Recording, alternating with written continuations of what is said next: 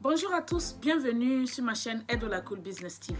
Alors sur cette chaîne, je vous donne des astuces, des conseils et des idées en entrepreneuriat et en business. J'avais brossé un sujet la semaine dernière où j'ai eu quelques personnes qui m'ont approché inbox et qui m'ont un peu dit que non, c'est pas ça, mais c'est parce que c'est comme ça. Bon, moi je parle de ce que je vois, d'accord? J'ai vu que en Afrique, là, c'est vraiment difficile de faire confiance aux gens. Quand on est en collaboration, là, c'est très difficile de faire confiance aux collaborateurs. Et donc, le fait qu'il ajoute les 500, les 1000 francs, quelque part, il perd sa vraie crédibilité. C'est de ça que j'avais parlé la semaine dernière. Cette semaine, je vais un peu vous motiver. Je vais vous dire ce qu'il faut faire si vous voulez vraiment être en affaires. Si vous voulez être la personne là même qui serait une référence pour, pour votre génération. Alors, quand vous vous mettez en affaires, tout d'abord, comme j'aime dire, il faudrait être quelqu'un de sérieux. Il faudrait être quelqu'un qui sait ce qu'il veut. Il faudrait être quelqu'un qui a la tête sur les épaules. Il faudrait être quelqu'un qui sait en fait là où il met les pieds. Il faudrait être quelqu'un qui a l'oreille pour bien écouter. Il faudrait être quelqu'un qui, quand tu arrives dans un endroit, tu dois être quelqu'un qui est posé. Parce que, étant un entrepreneur, tu as les yeux, tes yeux, ce que tu vois ou ce que tu penses ou ce que tu fais ne doit pas être vraiment pareil que les autres. Parce que toi, en tant qu'entrepreneur ou businessman, tu veux en fait tirer profit de chaque instant de ta vie. Je vous donne un exemple.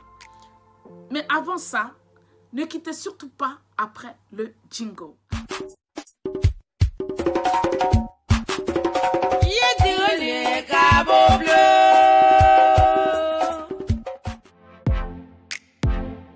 Et donc, étant un entrepreneur, comme je dis, tu dois avoir la tête sur les épaules. Je m'explique. L'exemple que je veux donner, c'est quoi?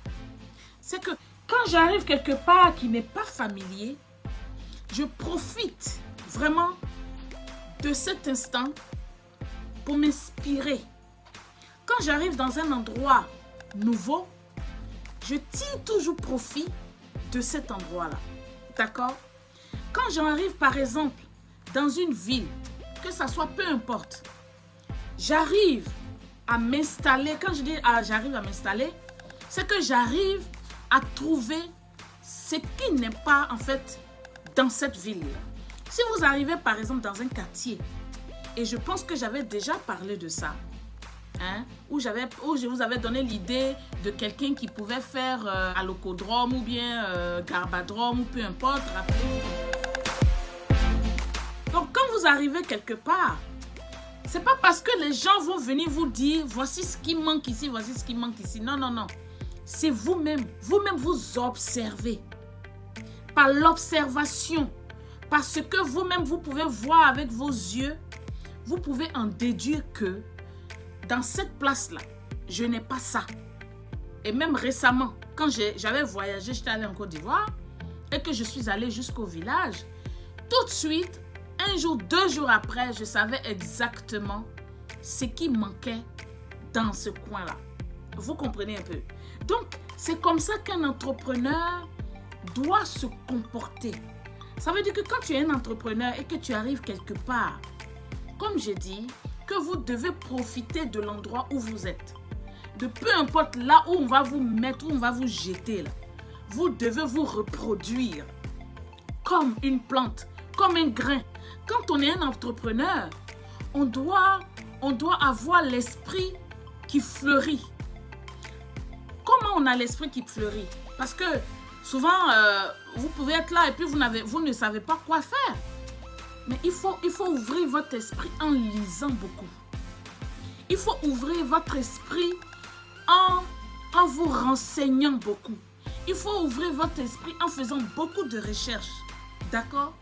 Je préfère prendre mon temps chez moi en train de faire mes recherches que d'aller m'asseoir quelque part pour faire du Congo-ça.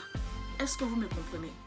Je me dis que le temps que je prends pour aller tout le temps en train d'être là, ah non, c'est toi qui étais là, c'est toi qui n'étais pas là, c'est toi qui as dit, c'est toi qui n'as pas dit ça. Ce temps-là, prenez pour faire des recherches, prenez pour lire. Parce que quand un entrepreneur lit beaucoup, ça ouvre son esprit.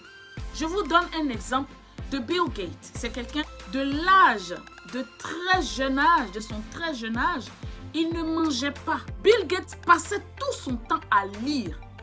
Bill Gates que vous voyez pouvait lire 35 livres par semaine. Est-ce que vous comprenez? Ça, c'est quand il était jeune. Ça veut dire quand il était encore un ado. Alors, imaginez maintenant à son âge là. C'est pour vous dire quoi? Essayez d'entraîner votre esprit à se développer, à être quick. Enfin, je veux dire, à être très rapide, à s'adapter à des choses. Comme j'aime dire, quand je vais quelque part, je reste calme. Ça dépend où je vais, bien sûr. C'est ma nature. Parce que quand j'arrive dans un coin, j'observe beaucoup pour savoir ce que ce coin-là peut me donner. Ce que je peux avoir. Comment je peux profiter de ce coin-là. Je vous donne un peu mon petit secret pour que vous compreniez comment mon mind, comment je développe en fait mon esprit. C'est pas que je suis dans un club ou bien je suis dans un, comment vous aimez dire ça, dans une loge. C'est pas que je suis, c'est juste la lecture. Quand vous lisez beaucoup, vous pouvez lire n'importe quoi. Mais au moins souvent, vous vous posez des questions. Les gens peuvent vous poser des questions. Vous pouvez lire des choses et voir quelque chose que vous-même, vous ne comprenez pas. Pour comprendre là, allez-y lire. Au lieu de poser des questions bêtes, dire par exemple ce qui est tellement obvious d'après ce que disent les Anglais, tellement obvious, et puis vous allez maintenant demander à quelqu'un ce que ça veut dire. Alors que vous avez un outil très développé qui est Google, où vous pouvez au moins, ça c'est le minimum pour faire ces recherches, c'est le minimum pour avoir au moins la signification de quelque chose. Mais on a aujourd'hui des jeunes qui ont tout, hein, c'est-à-dire qu'ils ont toutes les facultés, mais qui n'osent pas en fait ouvrir leurs esprits. Voilà un peu un tout petit de mes secrets que j'applique quand je suis quelque part.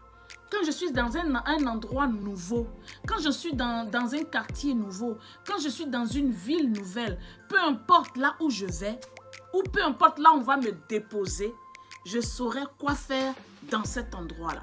Sur ce, je vous fais des gros bisous. On est à très bientôt. Il n'y a pas de marabout.